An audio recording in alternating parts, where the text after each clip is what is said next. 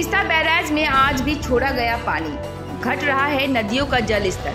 Every drop of water counts. SBM Gold's water tank is the most sustainable and durable water storage solution available. Our hashtag Asli Commitment.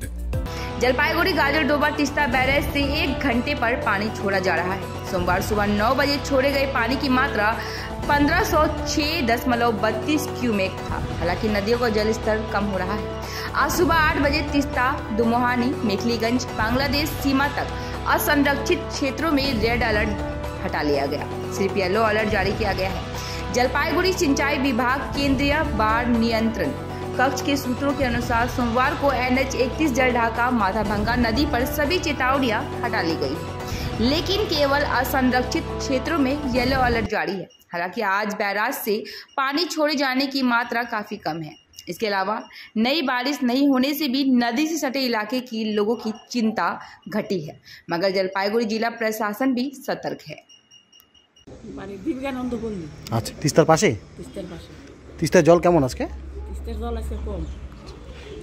জল যে জল কমছে এখন, কতটা চিন্তা থেকে মুক্ত হলেন?